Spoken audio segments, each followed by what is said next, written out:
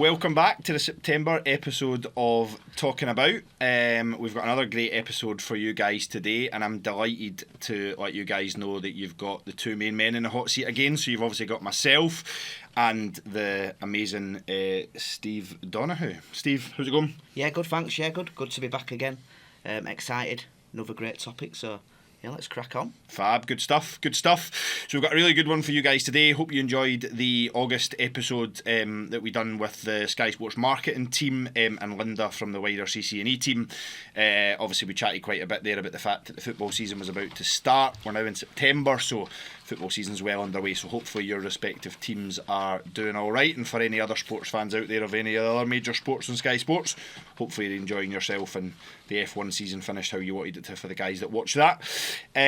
Today's episode, though, is based on future partnerships. So you guys might remember back to June's team call where Gordon kindly gave Michelle around 2 minutes, I think it was, to tell everybody about this. So we thought it would be a good idea to get back together in the podcast studio and just give Michelle a platform to talk to us about that in a little bit more detail and how we'll be using our partner model in the future to really bring us together. So welcome, Michelle. How are you doing? Thank you. Good. So have I got like 4 or 5 minutes to talk about partnership today? Yeah, thereabouts. Yeah, in that ballpark. Yeah, I'm good. Thank you. I'm good. This has had a bit of a snazzy upgrade, hasn't it? Has indeed. First, it's class. Michelle, obviously, been a big part of the podcast. What's it feel like being a guest? Fine. I don't know. I feel like it's all got really sexy all of a sudden. It used to be not sexy at all. It was, like I said before we started recording, it used to just be us sat on a bed talking to a laptop. We actually sat in a fake podcast room and none of the mics were hooked up, so that was fun. I felt like that was an upgrade, and I feel like we've really made it to the Oscars here. Yeah. It does feel good. It feels professional. It feels very professional. Yeah. It does. No, it's a really cool setup. And Michelle, for some of the listeners that might not know much about you, do you want to just tell us a little bit about yourself and your journey at Sky? I feel like such an influencer. So obviously head of digital transformation. Prior to that, used to be a what was my role called? I can't remember what my role was, but I basically managed a team that looked after messaging growth. So kind of did that for like the last 5 years. Originally came from the operation, and then kind of got into a space where I was asked if I wanted to do a trial, and I was like, oh yeah, that sounds fun. And then it kind of just grew arms and legs, and then messaging became like this beast. So that kind of evolved nicely and kind of grew my team a little bit from there. And then the digital transformation opportunity came up. Obviously, big passion for digital and transformation, clearly. And then that role kind of evolved into a bit more of technology and also bringing in the voice side of things, which is really cool because I'm not as experienced within that space. So kind of getting there. I've been in the role now for 8 months, and I feel like I've been doing it 2 weeks. So still definitely learning. There's a lot. Technology can be very agile. It's probably the right word. So yeah, it's been really, really good, but loving it. I think there's a lot of opportunity, and I'm really, really excited for what the next couple of years look like. Cool. Yeah. So before we do get started talking about future partnerships, what we're going to look at first is do a little bit of a quiz. Yes. Okay. For everyone else who listens as well, you can obviously get involved, but have you ever seen Catchphrase? I have seen Catchphrase. Say what you see, Mr. Chip. Oh God. We're going to do something very similar, so I'm going to quickly show you. Okay. And then you've got to guess what it is by describing it. Oh, okay? You're really going to expose me here. Okay. I've got to say what... Happy hour. Yeah, well done. Quick, that. Uphill battle. I feel tall. I fell. Oh, close. Falling downhill. What on earth? You were so close at the start. Falling downhill. Uphill battle. Downhill battle. What do the words say? I fell downhill. I fell down the stairs. I think of a famous I fell. What shape's it going into? I fell triangle. I fell square. Think about Paris. Eiffel Tower. We got there. Traveling with COVID vaccinations. Travel restrictions. These are really hard. This one's a tricky one. Travel. Thinking about the CC there where you're going. Getting close. Traveling to the sea. Traveling in the sea. Traveling by sea. Traveling by boat on the sea. Is it sea? Is it like the sea, like What's the the ocean? plural of sea? If there's multiple. Seas. Traveling on the seas. Traveling on Getting top of the closer. seas. Traveling in the seas. Oh, God. I don't know. What's the opposite of under? Traveling on top of the seas. Traveling on the seas. Traveling up the seas. We're getting better. I fear that that's not true. I feel like you're lying. I have no idea what that is. Yeah, we'll need to. Well, you failed on that one. I think Yeah. we'll move on. It's travelling overseas. That one is. I should know that one. You I'm should. always on holiday. You are travelling overseas all the time. Absolutely. Absolutely. 2 out of 3 for Michelle 2 out of 3, in the yeah. room. See how you did at home. Let us know in the team channel, in the chat. Let us know how you got on. But yeah, good start. Good start, 2 out of 3.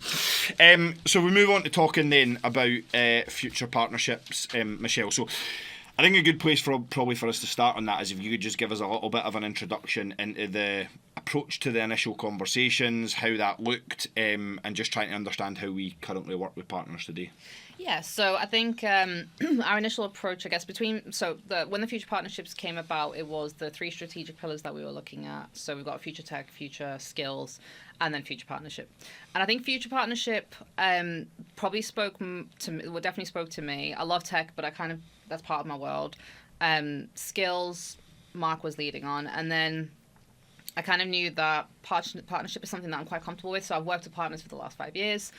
Christian works really closely with partners, and then Sol does as well. So I think for all 3 of us, we kind of felt like it was just a natural fit to become part of that working group. So we kind of set out to ask who wanted to be involved, first of all, because I think with partnership, the thing that with this working group, which is slightly maybe different to the others, is this one's going to be kind of a long-term thing. So we're focusing on 2025, 100%, but then this will then progress into 26 and 27, so that'll kind of naturally evolve. So I think this is one of the strategic pillars that won't move. It'll kind of stay here for the next couple of years. So we wanted to make sure that people that got involved were involved because they wanted to be, and they were going to be constants within that working group. And we actually now have a full working group, which is awesome. It's taken us a little while to get there. Which involve Lara, Rachel, Ree, Michael, Scott, Linda, Sam, Farah, Lynette. I think that's everyone. Have I just said 10? Yeah, 10. And then me, Mark, and Sol. Me, Sol, and Christian. And it's taken us a while to get off the ground, I'm not going to lie to you. Like, it's been, the guys in the working group have probably felt that. It's been a little bit, I don't want to say scatty, but scatty. Like, it's just been really hard to kind of put your finger on what is the stuff we're going after, because think about the time as well that we've kind of been through in the last couple of months. There's been a lot of change within SS&E, within comms and learning, and then coming together to form CNCE. There's been a lot of change with that. There's also then been a lot of change with the announcements that happen, affected sides. So some of the teams, obviously Christian and Sol in particular, their teams have been affected. So yeah, it's just been a bit of a sensitive time, and we wanted to make sure that when we did start to progress with actions and activity, we were reading the room. So that's kind of brought us to where we are now, and I guess the objective there is to create a known placeholder within our teams that focuses on how we operate with partners in a way that's collaborative, that we're listening, that we're changing the way we work now, because the way we work now has to change. So yeah, I think that was our initial approach, and then we've kind of set that up into different sort of categories and buckets. We have different pillars within them, which obviously I could talk to you guys a little bit about, but yeah, that was the initial sort of setup for us. What surprised you most then at the initial conversations? How hard it was to like actually get it off the ground. Like there's definitely been points where I'm like pulling my hair out a little bit. The fact that we have so many partners is one of those. So I've predominantly worked with India, so Mumbai, and that is as well. So again, just a really, really small section. But the fact that we now have like South Africa, and I think culturally they are very, very different. So I was actually brought up in South Africa and was raised there until I was 13. And that upbringing was very different to even the UK. So I know that will then feel quite different to India, because I actually was lucky enough to go to India at the start this year. So I think culturally, the way that those teams operate are very, very different. And us getting used to how we will work together collaboratively on that is really, really important. And actually not one size fits everyone. So that was interesting. I think we did a survey. Sam conducted a survey across CNCE. And I think it was 13% of people have never worked with partners. So the people that completed the form, 13% have never actually worked with partners, which was really surprising, I think. but 63% work with them quite regularly. So that was good. So we have a good starting base. Like that was quite interesting. And I think fundamentally, everyone that's in that working group just wants to make it a really good way of working, especially because it talks to the things that they do today. So that like their objectives today, you know, the things that they are planning to have completed by the end of the year, that does involve partners. So it almost like makes sense that it's stuff that they're doing in their day-to-day jobs anyway, but can feed through this working group to kind of give it that spotlight. So, yeah. Cool. What trends or patterns have emerged and so far, would you say? So I'd probably say collectively all of us within the working group, collectively the majority of us probably work with India. I hope that's correct. So we have a bit of common ground there within the working group, and then also within like wider CNC, the most worked with area is India. So that's probably like your Bangalore, Mumbai, within that space. I think a few of us have quite a good few POCs, so point of contacts. I think the key challenges that were called out was there's probably a lack of consistency across the way that we work. And I think that's both parts. I think there's a lack of communication. I sometimes feel like we do to them as opposed to work with them. And I can only speak from experiences what I've had in the past with a very, very small cohort within the messaging space. It's almost like they get dictated to what needs to happen as opposed to actually having backwards and forwards conversations. And one of the things I've always found is with partners, specifically in India, it's sometimes hard to get to the root cause of what it is, because I think they don't want to rock the boat, because culturally I just think that that's the way that they're set up. They're just such lovely, nice people. We're actually here on shore, we're very vocal. Like, we don't like something, you can't shut us up. Do you know what I mean? So I think that's quite different. Is, you know, we kind of assume, well, everything's fine when everything is not fine. So I think that's a key one, how we communicate with those guys. I think at times unclear ownership. I think it took me a while to figure out who like my go-to people are to speak to about like X, Y, and Z, and how their organizations are set up, because obviously they work with Sky, but like First Source is its own company in its own right, you know, and the companies that we have in South Africa and the companies we have in Bulgaria, they all have their own sort of foundations set up, and then we're kind of trying to merge them together. So that can be difficult, which is also another sort of key focus area for us and one of the actions that we're trying to work towards. One of my biggest gripes is also lack of technology. So, like, the simplest things is sending a Teams message. They have to switch profiles. So in order to speak to us on shore, they have to switch to a different profile and then switch back to speak to people actually on their site. So little things like that we really take for granted is just so time-consuming. Citrix servers can be a nightmare. So if anyone doesn't know what Citrix is a system that they basically have to log into before they actually log into our systems. So it's almost like double barriers, and then that just creates more issues. And the way that we have technology issues here, they'll have those and then some on top of that. So I think that's a real big key one, especially if you think about how we're moving into this sort of new 70-30 space where, again, I don't know if everyone knows, but we're in a 70-30 onshore versus offshore, which is very, very different to what we've done before, which means we need to be catering to how we operate offshore because they are our biggest operational frontline base. So technology is a really, really big one. And then I think just cultural misunderstanding is a big one as well. So, like I said, if you think about, I feel like I'm rambling here, so stop me if you need me to, but if you think about like someone in the UK who might be on benefits, we would deem that someone like that as a vulnerable customer.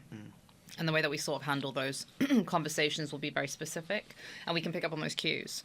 We can't expect someone in South Africa to be able to pick up on those cues because what they deem as a vulnerable customer is very, very different. Yeah. What India deem as a vulnerable customer is also very, very different. To them, that might not be a vulnerable customer. It would be someone who's even more on the other end of that spectrum. So again, it's just setting them up so that they know that experience, they understand our customer base. So it's someone in another country understanding what it's like to live in this country whilst not living here. Yeah. It's hard, like it's not easy to do.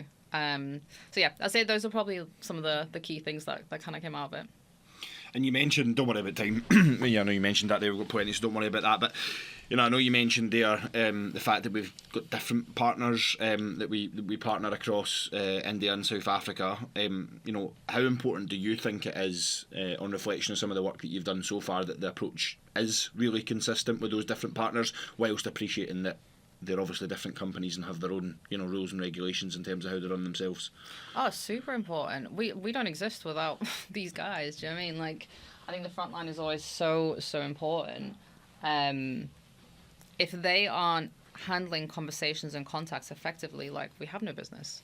So, and I think, when you think about CNC and Vicky's directorates and Vicky's team, we play such a big part in enabling so much of that activity and working in partnership with those guys. Oh God, like, if we had a shot for every time we say partnership or partners, we smashed.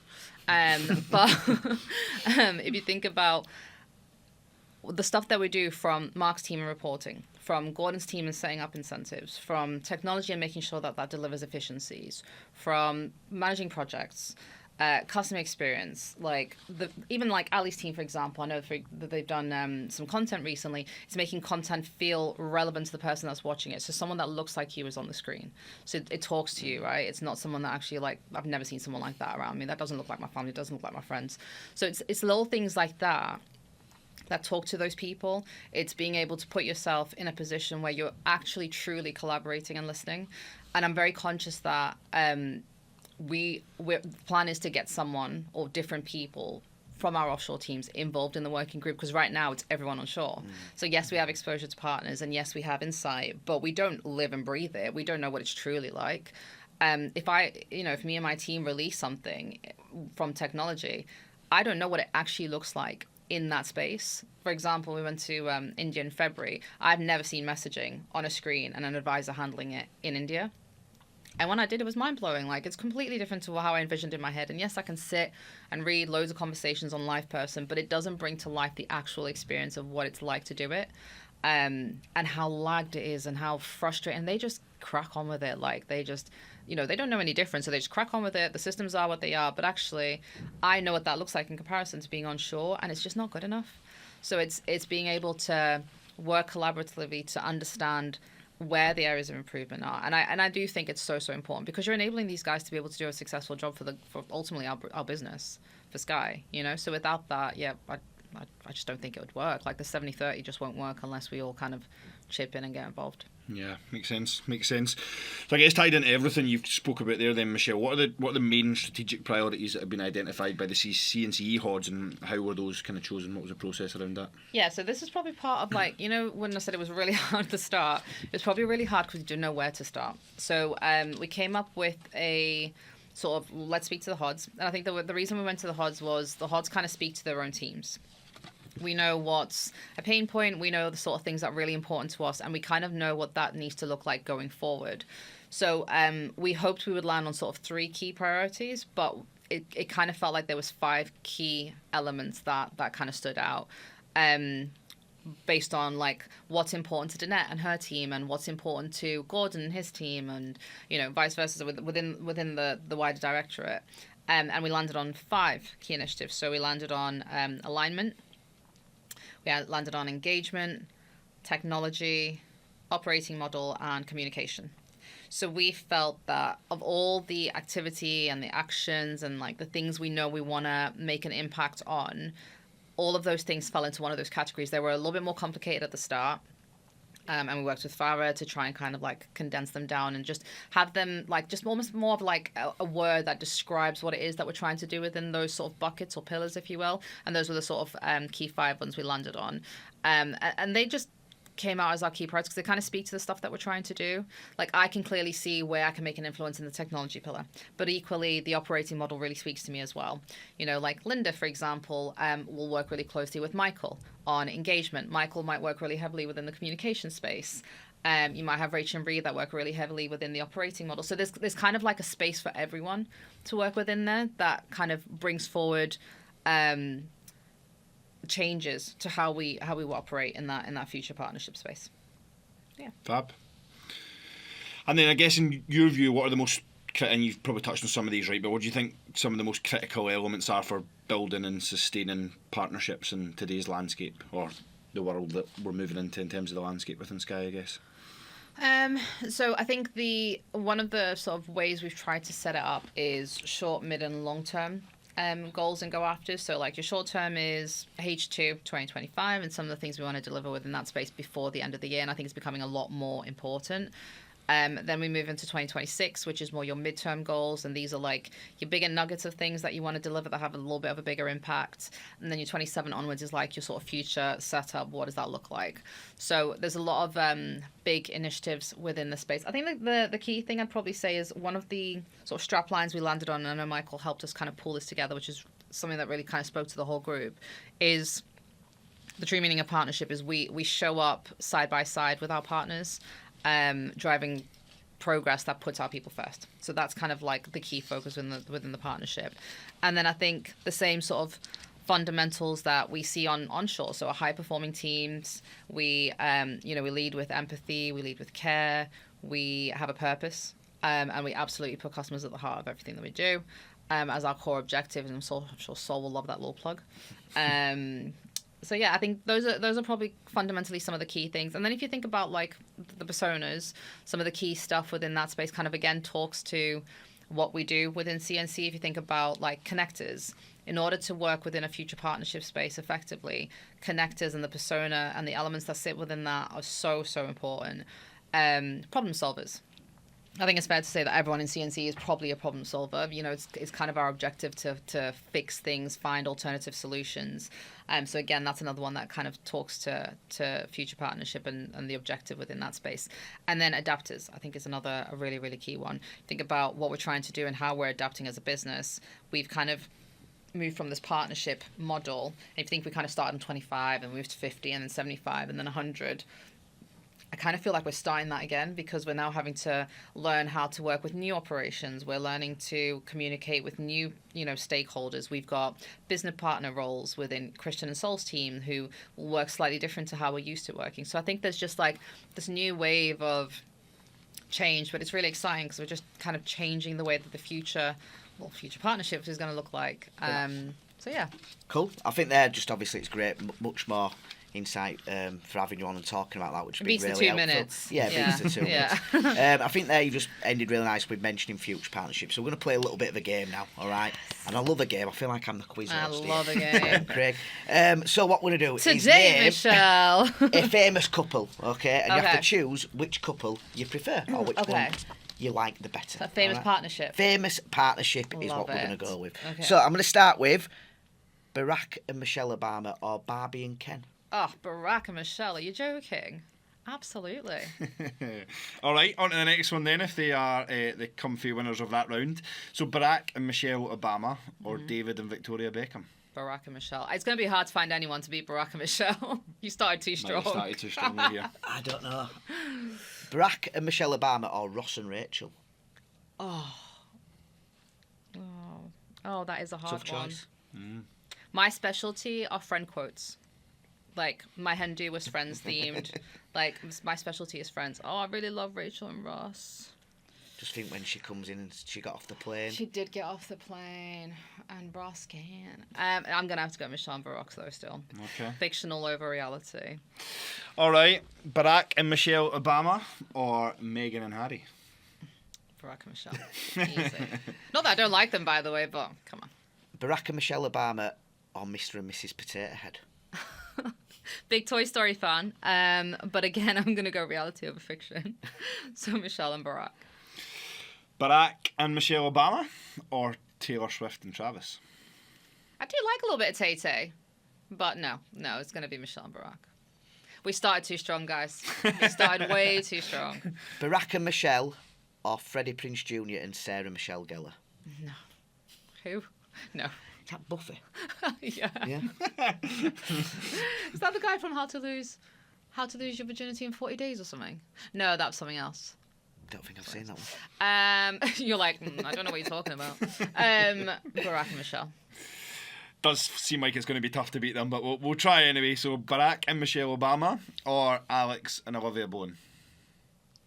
Who? Love Island? Oh, Love Island. No, Michelle and Barack. Come on. Michelle and Barack or Joe Swash and Stacey Solomon? Oh, they are cute, but no. No. Michelle and Barack. We seem to have gone down a very reality TV show line here, haven't we? Considering the next one as well. So Barack and Michelle Obama or Molly May and Tommy Fury?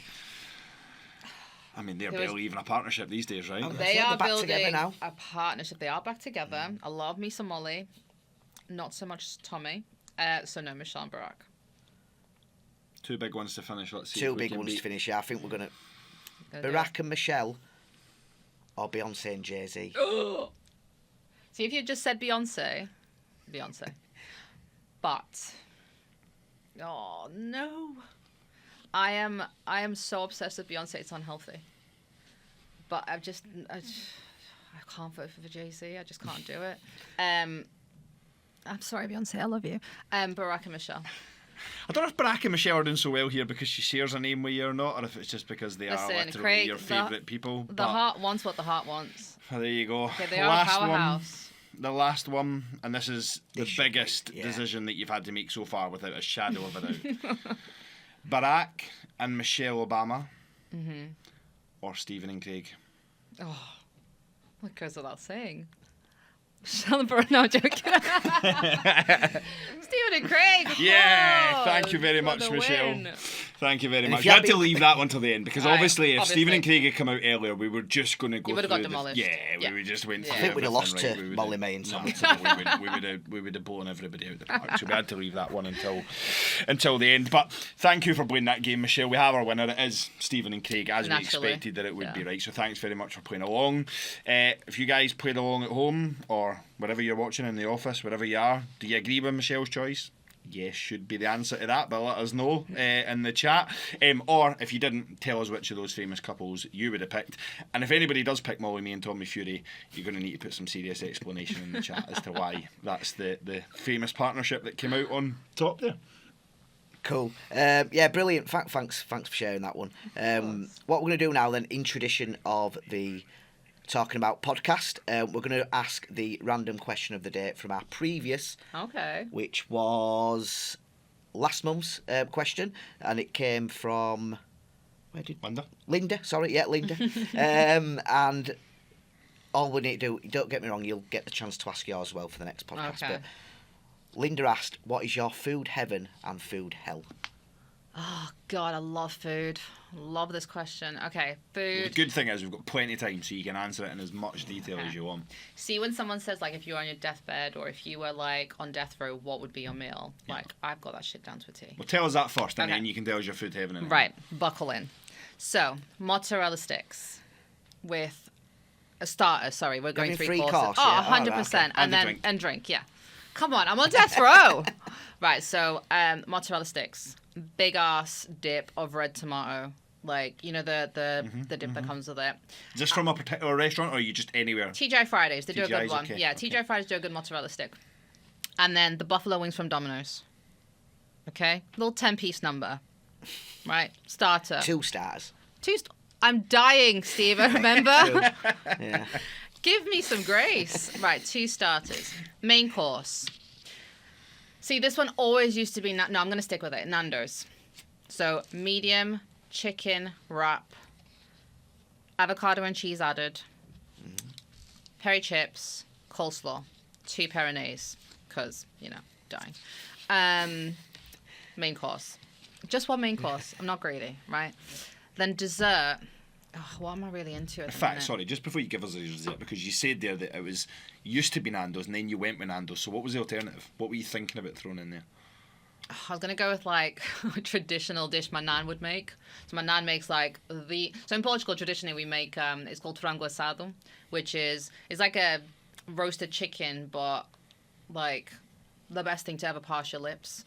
And it's, like, char-grilled, and it's got, like, this really nice sauce, and it's just fucking chef's kiss. So I would have said that, but... Nando's I went with Nando's. Yeah, less effort for my nan. You know, she's probably like, oh, God, I have a day off. Do you know what I mean? Like, she's just trying to chill. So, yeah, I'd probably go Nando's. I'd go Nando's. It'd be chicken something. Like, I'm big on chicken. So that'd probably be my main. And then for dessert, it's some sort of... It's some sort of cookie thing. But recently, I am obsessed... And it's not a good obsession. With... the brownie sundaes from, I want to say Ben & Jerry's? Not Ben & Jerry's. What's the other ice cream chain that you find at the cinemas? Häagen-Dazs? Häagen-Dazs? No, not them either. Might not pronounce it wrong. It sounded more like. I don't know if you're footballer, looking at didn't it? Stephen and I's physique here, but we don't eat much ice cream, so it's probably not the best people to ask on this. Oh, I can't remember what it's called, but anyway, they do the best brownie sundaes, like warm brownie, then mint chocolate ice cream, more brownie. So probably that. It's a big ass cup. It's got loads of fudge sauce on it. It's got nice ice cream. See, going to the cinema, I'm like, I will watch anything at the cinema because I can get a brownie sundae. Like, I'm actually not asked about the movie. I'm just there for the ice cream. So yeah, that probably might. And then drink wise, I'd say a Coke Zero, some water, and an Oreo and peanut butter milkshake. Oh. I'm dying a happy woman. I don't know about you guys, but that's me. Fair. And then food hell. There's not a lot of food I don't like, you know. I'll pretty much eat anything. I actually can't think of something I don't like. Yeah. Sprouts. Do you like sprouts? Love sprouts. Do you? Love sprouts. Oh. I think you can make any food nice if you just do it right. You know, the thing I don't like actually is calamari or squid that's not fried. That's it. That's the only thing on my list. So that is your food hell. I love calamari. I just don't like it when it's not fried. Yeah. Non-fried calamari or squid. I mean, easy. And Listen, I've eaten please, hey. And you're in hell with that, yeah. Exactly. Other than that, like I love everything. Fair. So yeah. Fair. Nice. I thought that was a good question for you in the sense that there was loads to talk about in the heaven sense. Oh, tons. Not so much to talk about in the hell sense, but. Great question if you're listening to this like first thing in the morning. I know, I'm Just starving. before dinner time. I I'm think Nando's so might be getting an order, hungry. might they? Yeah, I yeah. know, I'm starving. So. Yeah, I have a few folk going to the cinema tonight to have the ice cream. What about you guys? I couldn't do 2 starters. And I can't really do dessert because I've got diabetes. Oh, so okay. yeah, everything you mentioned there would have been in a diabetic coma with all that. For me, starter. Just a nice chicken simple wings, salad. Yeah, just chicken wings, something like that. Nice. And then I'd have to have a Sunday roast. Oh, yeah, good. Yorkshire pudding, everything. Yeah. Yeah, good. I Bit do of like a beef. Sunday roast, yeah. Roast taters. Then if there is any Roast space, taters. yeah, roast taters or tatties as you call them, don't you? That is. Yeah. If there is space, which might do, strawberry cheesecake. Love a cheesecake. Nice. And now I'm getting really hungry. And I'm also getting my insulin ready to have a injection because that food's making my blood go high already. What are you, What would your Craig? drink be? Guinness, pint of Guinness every day. Nice. Yeah, I like Guinness. Nice. Good. You know. My 3-course or death row, it would have to be, I think, nice chicken goujons to start. And what I mean by that is like, Nice, not the ugly yeah, like ones. beer battered, Oh, okay. like Fancy. nicely battered, yeah, with Nice a and nice fancy. maybe barbecue dip on the side. So it would have to be something along those lines, I think. And then main. Probably have to go with a steak, I think, for Miller and Carter. Nice. Love a steak for Oh, Miller and love Carter. Miller and Carter steak. Yeah, so I'd probably have to go with that. Medium rare, beef dripping sauce, lovely. So that would go down a treat. And then probably a nice chocolate fudge cake with some vanilla ice cream. Warmed up? Yeah, warmed up, yeah, with some vanilla ice cream on the side and a nice can of Coke probably would do me, or a bottle of Coke. That would be nice for my meal, so yeah. Yeah, I'd love that. There we go. Wonderful. I'm starving now. Yeah, what a way to finish the episode, right? We'll need to go and have some lunch after this. Well, listen, that's a wrap. Thanks again, Michelle, for coming along and joining us today. Hopefully you've enjoyed it. The sexier, snazzier podcast as it is these days, and that's not just because Stephen and I are hosting it, obviously. And thanks everybody for listening and watching. We'd love to hear what you guys think. I'm sure if there are any questions that anybody's got on anything that Michelle's spoken about today in the future partnership space, we'd be happy to take those in the team chat, and Michelle and the working group can get back to you and answer those in due course. So drop any thoughts that you've got in the comments, and we'll catch you guys next time. Thanks very much for listening. Thanks, guys. See you guys.